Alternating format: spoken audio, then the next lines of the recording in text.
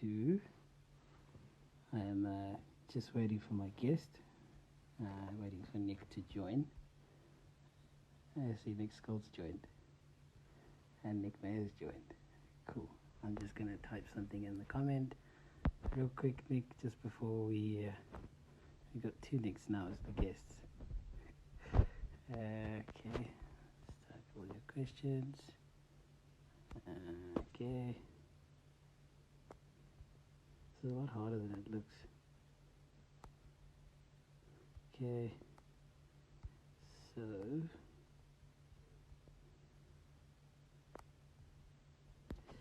all right. Just getting ready for Nick quickly. He's waiting in the lobby for me right now. Okay. I am about to be ready for you. Cool. Nick Mayers. All right.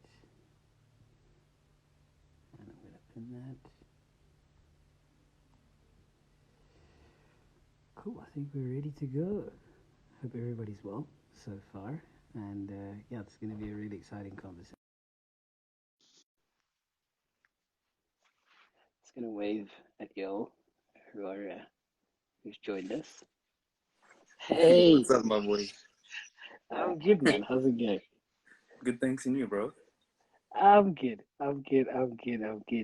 So, how are things in Barcelona? It's quiet but hectic. Mm. And how are I things mean, there in Joburg? it's quiet but cold. So that's why I got my layers on at the moment. Got like 2 jackets and a beanie. It's getting quite dangerously cold at the moment. But no, things are good, man. So I think just for the benefit of everybody watching this, let's just start off. Your name is obviously Nick. Everybody knows that. Yeah, what's But up? yeah, tell us a little bit about where you're from, where you grew up. What did you study, and what do you currently do at the moment? And then just tell us a little bit about what you're passionate about. Sure thing. So I'm Nick Hmm. Mayers. I was born in Bulawayo, Zimbabwe. At Hey. the age of 1, we left to Botswana. We spent like 7 years in Botswana, and then we moved to South Africa. Some years in South Africa, like 9 years. Some other places, but South Africa is where I went through like the last of primary school and most of high Hmm. school. Big up Saint Stithians, Nice. amazing experience. I then Hmm. went to the University of Pretoria to study economics and econometrics. And after the first year, I came here to Barcelona. I relocated and I So you studied. actually at Tux for a year, Yeah, and then did the ultimate bravest thing like I've ever seen in my life, and switched to the University of Barcelona. Oh, well, Barcelona, if I pronounce it correctly. actually, I went to University of Pompeu Fabra, but in Barcelona. Okay, okay. So Um, what did you study there? And then I think we'll talk a little bit about the move, but just tell us what you studied there, then we'll dive into the first topic. yeah, so I studied international business economics on the Ciutadella campus. Very beautiful campus, beautiful Hmm. city. And now I work as a data analyst for Intravision Yeah. Digital, which is a American firm that does like Mm-hmm. radio, television, newspapers, and I work on their digital side for the video department. So we Okay. do all the video ads, the banner ads that you see when you're browsing a website, the ads that open when you're reading an article. Those are by us. So Nice. Nice. So a lot of people, in the build up to this, and just telling people that I'm interviewing you today, have asked. It's been a general sort of theme across the questions. Is so what inspired the move from South Africa all the way to Barcelona? well, it started about 16. At like 16, I always wanted to go abroad. Mm-hmm. Um, but then as at 16, I met Lydia through Twitter. and we started chatting. And as we were entering university, it was around about March, like 1 year of being inside uni. I just approached the parents and I was like, I want to go to Barcelona to be with her. I had seen, like, we'd done like a few separate visits. Like, I had come here. Yeah. And yeah, I love the place. I really love her. So I was like, yeah, let's try and make the move. It's So, amazing, man. yeah. And So, so well, tell the us, official reason so I came to study, but we just so happened to yeah, study in the same city. I get So, you. I get you. You you know, came to study, but just so happened to be in the same place as she was. same But so place, same tell us, town, so a little bit coincidence. about that transition now. So moving to Barcelona from, studying at first Mm. year at Tux to making the big move across. How was that change in culture? How did you find that? I'm sure it can't just be an easy translation. It's not like, moving to a country where their first language or, predominant language is English. It's quite different, I'm sure. Yeah. Well, surprisingly, it was fairly easy because Okay. why they did, like, she speaks fluent English. She started with an American accent, now it's gone South African, so I feel proud. Uh, but she helped a lot. Like, her and her family helped me a lot. You know, the applications, the back and the forths between universities, That's getting good. everything together. And then for the language, I actually didn't have much of a problem for like the first 2 years of being here. I didn't know a Okay. word of Spanish, like apart from like hola, café con leche, coffee with milk, So as like much as I know, pretty much, yeah. yeah, like the basic. Because I stayed in Castel de Fels, hmm and like there's a big English community, like all British expats, and we Okay. lived right by the British school, so it was a lot of English, and I studied in English, and now like the first internships I did were all in English. Okay. So I didn't have to learn the language as such, but it became as like a interest to start picking it up, As and you went along, yeah. yeah. So how was that sort of, and now, what's your sort of Spanish level? You had to rate your Spanish game out of 10. Like, what are you at now? Like, can you speak fluently or Now is I'm it at still like kind of tricky? a solid 7. Like Okay, that's quite officially, I good. have like a B1, which is like an intermediate. Mm. Uh, there's like, so how they rank it is like A1, A2, B1, B2, C1, C2, where the Okay. C's are like your advanced, like it's a native language for you. Yes. B1 is like low intermediate, B2 is high intermediate, and the A's are beginners. So like I'm a low intermediate on most of my language. So if I Okay. need to, I can speak. So it's not, That's good. not That's really good. bad. So, now, being in Spain at the moment, Mm, um, obviously in the coronavirus pandemic, mm. if I'm not mistaken, you said to me that, it's been 60 days or so since you guys Nearly are pretty 6 much days, in yeah. lockdown state and you've been out of the house, what, maybe once or twice, something Once. like that? Once. Yeah. Yeah. So tell us a little bit about, how things evolved, um, with time as and Mm. when the pandemic grew, how was your sort of emotional and psychological state? Um, and what advice would you have for us as South Africans or wherever people are watching from in the world? In on this current stream, what advice would you have for us in terms of dealing with this psychologically? Yeah, well, I mean, like at the office, we joked like around January with the gym guys that we'd just like imagine we get like, because they're always saying like it'll be about a 2 week period every time, like a two Yeah. week layoff, and then imagine we're like, imagine just 2 week holiday. We hit the gym every day, we eat food, we just chill. Yeah. Uh, that came to fruition. It wasn't what we expected. No gym, nothing. Um, and yeah, it was, for me, I feel okay for the most part. I mean, Okay. I'm lucky, like, I moved out here to where Lydia is staying in Lleida, just outside the city. So we have her parents, and she's here. So there's people to interact with. We each Yeah. have our own, like, little personal space. So I split, like, I sleep upstairs, but I work downstairs Okay. at a little desk. I made sure I get, like, I have a massive window that has, like, I can open and get air. hmm Because like that's the one thing I was very worried about is the apartments here. Like living here is mainly done in an apartment. Like they're built up instead of horizontal, like back home in SA. So I was like, imagine like if I was just in my apartment in Barcelona, like I'd have my room, it doesn't have an exterior window, like I'd be four Mm. walls, like it would start to feel like a prison. And you just got to have something to break the monotony, do something different. There's Zoom So calls. what do you do? So what do you do to deal with that? I mean, 2 months in now, you're a lockdown specialist now. So you probably know all the tips and tricks to get around this. I'd say like the first thing, well, like what everyone does is like to pick up a hobby. But I Good. mainly used it as like a chance to like develop myself. So Mm, I went back to reading, like reading like physical books, like for that's pleasure, good. not just for work. I'm not just reading Yeah. articles for work anymore. Mm, And then I picked up, like I started learning Spanish, and I said I want to learn one new skill because this is like, it's isolation, which like for a horrible virus, global pandemic, like yes. very tough times for a lot of people, Mm, but it's time not to be wasted, if you know what I mean. Like you can either yeah. watch TV, play games all day, That's or you really can good. develop yourself while also doing those things. Because I mean, there's only a Mm, finite amount of TV you can watch and a finite amount of games you can play, but mm, mm. like you can never So stop learning and so developing. I mean, you're obviously you're working full time, Yeah, and you're currently obviously working from home, and yeah, you've been working from home for about 2 months now.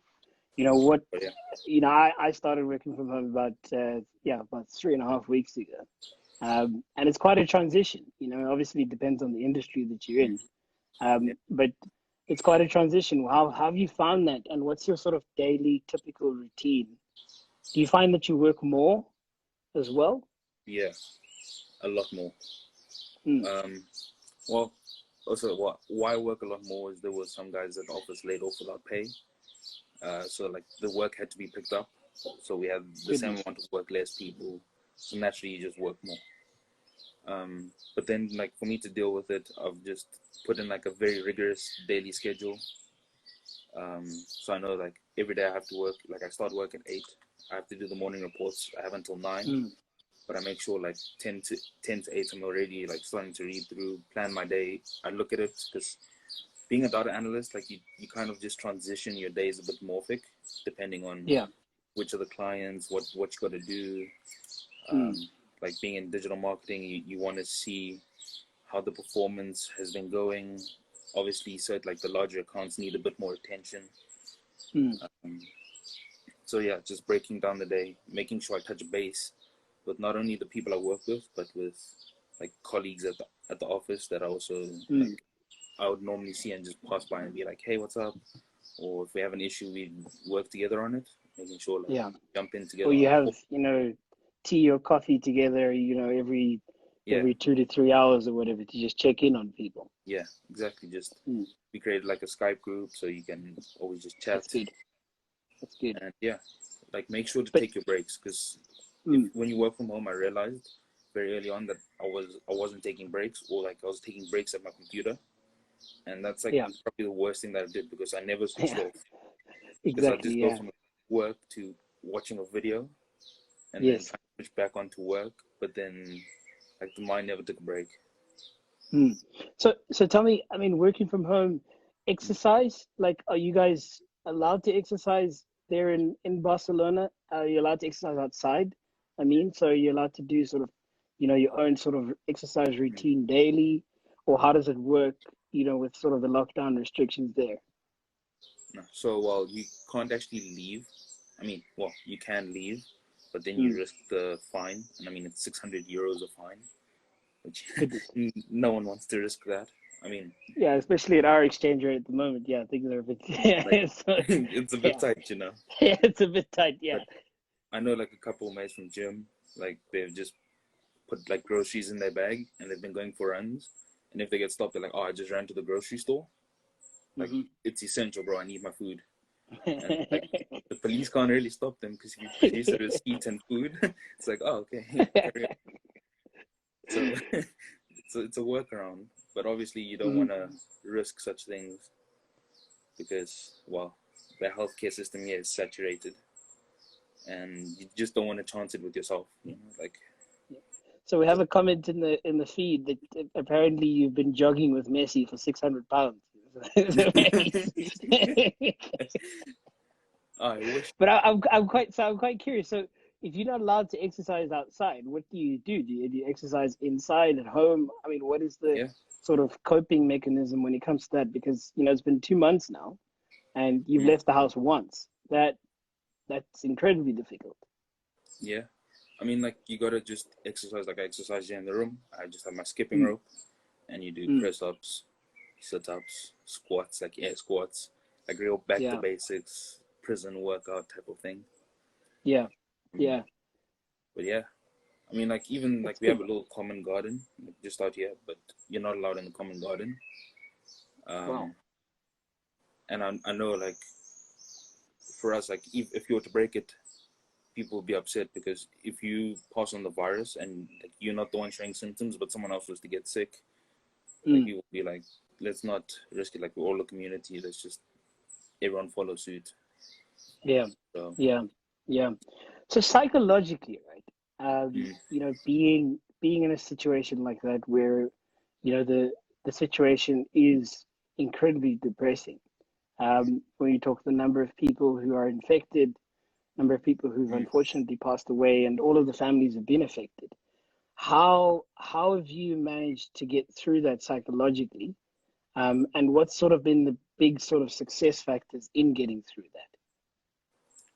Well, okay, I would still say like it's an ongoing process. Like that we Yeah. don't do success, but it's that like 8 o'clock at 8 when everyone comes out to clap and they play music, like you can't see the people because like Hmm. everyone's on very high balconies. You can't see everybody, but you hear all the clapping and you hear all the music and you know there's other people. It's almost like a call of solidarity basically. Like we're Mm. all in this together. So let's just pull together and we'll get through this and it'll get better. Like the only way is Yeah. up. Like we've been through the peak. It's not long to go now. Like already from last weekend, they allowed children under the age of 14 to go out. And on like the first day of them going out, like they kept like the social distancing. Children under 14, like keeping the social Yeah. distance. The adults in the group not interacting with other children, like only the children that That's they were good. with. So it was like people are following the rules. Like everyone's in this together. Yeah. So it was like a Yeah. big call to solidify. And how have you dealt with the moments when you feel down? So when you feel trapped, alone, lonely, how have you dealt with that? And I'm sure it's not like it happens once, you deal with it, and then that's it. It's like it happens, and then it It happens recurs, yeah. again, then happens again. What are your sort of tips to people who are spending like time in isolation at the moment, based on your experience? Mm.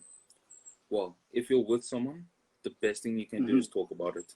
Like, make That's those good. feelings known, because, like, for example, I think it was Sunday, I went to Lydia and I was like, listen, I feel like I'm just feeling very anxious. I'm not 100%. And, like, she just hugged me and she was like, I feel the same, but we know the end is coming.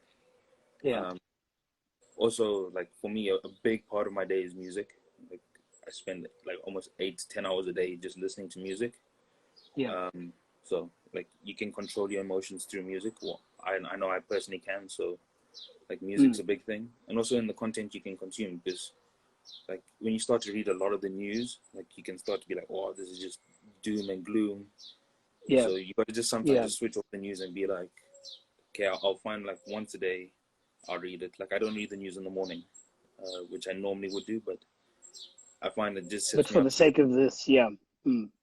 you know, like I get Yeah. put into like just a foul mood, and it won't be anybody's fault, but it's like, wow, look at the state of the situation right now, like, you know, so like you But can start so to control what you consume, basically. that's really good. That's really, really good.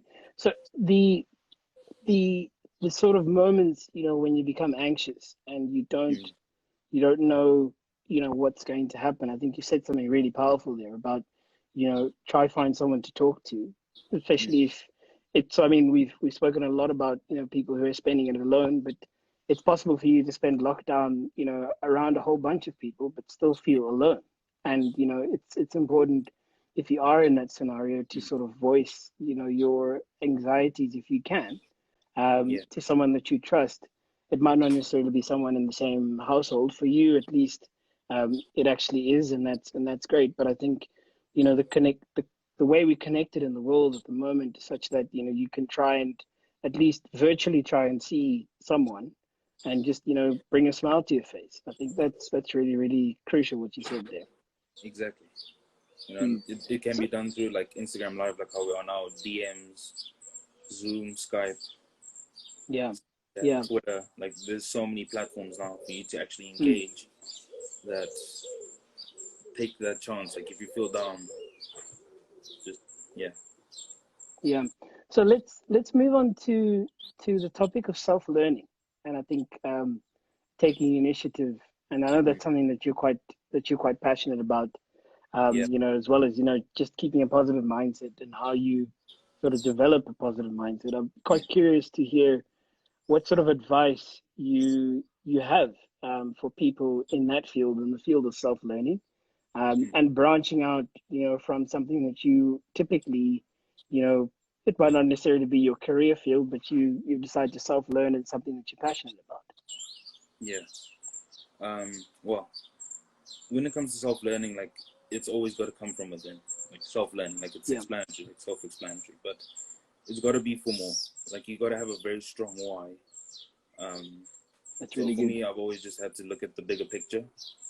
Mm, Like look at my inspirations. Like I have obviously like celebrities that influence me and like that really inspire me. Like when you look at like Lewis Hamilton, Anthony Joshua, big business moguls like Jeff Bezos, or mm, Bill Gates, like these types of people. Like those are my inspirations. So you see what they did to become successful, and you want to start emulating that. But then yeah, there's also the wanting to be like the inspiration that comes like intrinsically, like wanting to be a good role model for my little sister. It's someone that my little yeah. sister can look up to and be like, okay, this is the example he said. If he can do this, I can do this as well. You know. That's powerful. Yeah, Um, that's really powerful. so that became that is a large part of what motivates me. Uh, Mm, and also, I mean, it's always a challenge. I enjoy a challenge. Self learning is very challenging. You got to push yourself.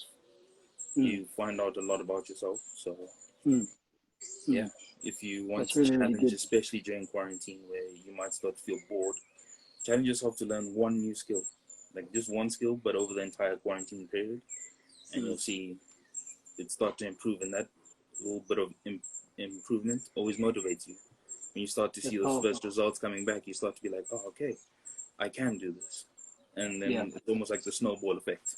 It just yeah, becomes more and more until you're an expert. yeah. I mean, as long as I've known you, Nick, you've always been someone who has pushed yourself to the limit. I still remember, the days back in high school when you were in the gym every morning. It was really Oh, inspiring to see that, and to see yourself, pushing yourself to that level. There's actually a comment here from Scott Hamilton. He says, you're a beast at cricket. I remember those days as well, back in the day. You guys obviously went to primary school together, actually. yeah. But Tell us Scott, some. so Scott has a question. I'm just going to jump to this question. What is your favorite meal that you've made during the lockdown? Well, actually, I haven't cooked a meal. I'm very lucky that What? Lydia's parents cook. Lydia's parents cook, bro. I've been Not very even a lucky. snack. Not even a snack, bro. Like, I think the most that I've done in the kitchen is mix the batter for some cookies. Goodness me.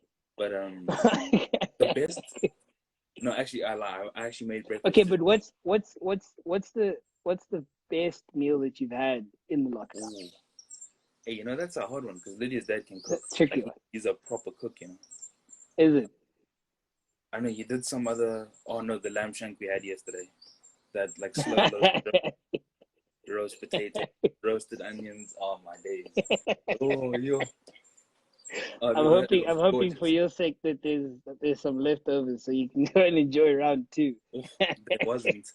The pan was clean. Use some It was fresh empty. bread, even get the sauce. Oh, Oh, yeah. that's hilarious. That's hilarious.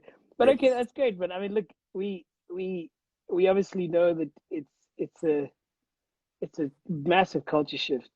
Um, you know, Mm, being in Barcelona, and I think it's really testament to how you have taken your individual journey into your own hands, and you haven't let anyone define your path for you. I think that's really, really powerful. I think you must not underestimate the power of your example. I think really your story is quite powerful. Um, That means a lot, bro. you coincidentally went and studied, in the same place as your current girlfriend, which is amazing. But so that speaks to your strategic mind as well. So I admire that as well. But we have some in the final sort of segment. We have some general questions from the floor. So I've seen a couple in the comments, and thanks guys for your comments. There's actually quite a few comments just here about your mental strength. The fact that you really exhibit quite a strong sort of sense to people that you are quite mentally strong, and that you have been able to sort of take on adversity and do that in a dignified manner and in a way that you actually inspire people by your actions and by your example. So that's really, really powerful. But so one of the questions that I had also in the Q&A prior to this, and I've seen it pop up in the comments here, I think it came from Nick Scholz, was so your nickname back in high school was Ophies. So were you quite curious, did that nickname stay in Africa or did it translate across to Europe? It actually stayed in Africa. What? Yeah. Here I'm called actually Nico. Like Oh, that's cool. That's cool. I like that. Expression on knee, Oh, I really like that. I'm gonna change your name in my contacts. So yeah. You still keep the K in your name stage, right? So it's Nick. It's just Nick with an O at the end. Like Niko. Okay, so nice. I like that. I really like that because it's Nikolas, but it's just the LAS. Why did we not think of that? It's dashed. That's so smart. We dashed it. That is so but smart. Also, I picked up another name like Klaus. Klaus. Yeah. Yes, so, I remember. So tell me the story behind Klaus. So we're actually it was in first year in Tux. The second years, like in the residence, I think we were out at a bar. We came back, and a group of them that we were pretty close with, they were a bit gesaped, as you are once you had one too many beers. And one of them just came and was like, "Oh, Nikolas," because so the name came with from the K, and then the nickname Klaus just stuck. And even here, part of it here, some people call me Klaus here because of also the cool. German name Nikolas is Niklaus in German. Yes. So yes, that also stuck, Oh, that's cool, man. That's really, really cool. And another sort of question was, so I had a couple of people asking me, they're considering moving to Barcelona, but they're very curious to know, what are the Barcelona guys like? Are they cute? Should they move across? Should they look to book tickets in the future? Are the prospects good across the ocean? Well, I'm not interested in I don't play for that team. But there are some good-looking gents out there, I mean, in any culture, there's the strapping lads and strapping lasses. Yeah, yeah.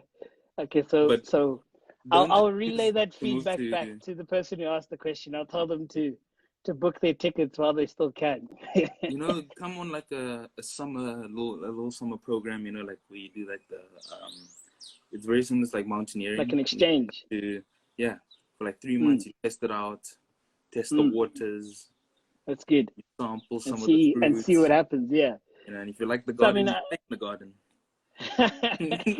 So another question that I had, about, you obviously used to play a lot of rugby back in high school. And people are quite curious, have you played any rugby since you moved across? Is there rugby in Spain? How does it work? Yeah, there's rugby in Spain. It's starting out. It's mainly sevens. Not the biggest fan of sevens. Way too much running. That's quite a lot of running. Yeah, it's quite a lot of running. Last year we actually played sevens on the beach. I don't know why I thought that was a good idea, since I don't like running. It's incredibly hard. Running on the beach was even worse. After I think it was 7 minutes, or 8 minutes into the second game, like the last 2 minutes, I was just standing there like, boys, it's done. I'm just I'm here, out. like, oof, cross cover, I've got it. Like, that was it. Oh, I love that. But I it was a love good that. experience. That's really But all good. of them just That's like really to good. run, like, I don't know if it's how they built, but they just love to run. Is it? That's quite a It's not culture there. not as physical, but they'll swing hands. They'll go from wing to wing, and That's they'll good. just spread you. That's an exciting. But It's an exciting brand of rugby. So I yeah, have two final questions to finish off. And this is sort of coming back to your profession as well as sort of the working from home aspect. So the first one is, how do you, your field is sort of, as a data analyst, that field is highly competitive. How do you stay, ahead of the competition? How do you manage to keep yourself, you know, right at the top of your game in a very competitive field? well, this can be tied back to like saying to self-learning. So it's It's to really good. never become complacent or be like, oh, I know everything, because Mm, it's very seldom that you'll know everything. So it's always to learn, to be trying to learn, to try to develop, and especially like if you're working within a team, new yeah, people come into the team and they'll see the data in a whole different perspective to you. It's yeah, natural. Everyone just has a different perspective on the world. So that's you really can good. start to learn from other people as they will pull some skills from you, you'll pull some Mm, skills from them. So it that's becomes like really a good. mutual give and take. And obviously Mm, you can see their method, your method, and work out maybe the best hybrid. And you just keep adding like almost like chinks to your armor and mm, developing that skill set. that's really good. And so my final question to you before we wrap up, how, based on what you've experienced, how Mm. do you think the working world will change post COVID-19? So I mean, do you think things will just go back to normal as they were, or are you sort of under the impression that we're going to get to a bit of a new normal? I think it'll be a bit of a hybrid in the sense Mm, that I can see once everything's been cleared up, the virus isn't as deadly anymore or as infectious. There'll be like almost like a spike. I feel there'll be a yeah. spike in like outdoor activities because people would have been camped in for so long. Yes. But then I think there'll be a new level of flexibility. So, I mean, for a lot of companies, a lot of people have transitioned to now remote work. So we Mm, could maybe see, like, I'm a big proponent of like 4 day work weeks, like 4 days in the office, 1 day 4 days from home, out. and that Okay. also could also help for like parents, like having children, like Yes. one parent can take maybe a Monday work from home, pick Yeah. up the kids, do the normal daily tasks that they'd have to with the children, be there, Mm, and the other one does Friday, for example, and then that's there's really only good. like That's three a real days that the children might have to not like fend for themselves, but that there's no like parental guardian, like mm, parental guardian with them, so that's a great that can point. improve not only like the work situation, but families, like that work-life balance that Yeah. everybody wants. Mm, But I also think it's like been a stark reminder, like the companies, that we don't have to do things the traditional way of dressing up absolutely. in a suit, going into an office, working a 9 to 5. Like people work, but at different times. As long as they get the work done and they're showing the results, that's what Mm, matters. That should be what mm. matters to you. So That's really, really insightful. And I think that you've touched on some really insightful points, particularly, around the sort of 4 day work week and how much it'll help parents as well, just be more present in their kids' lives. Actually, you're onto yeah, a very, very good point there.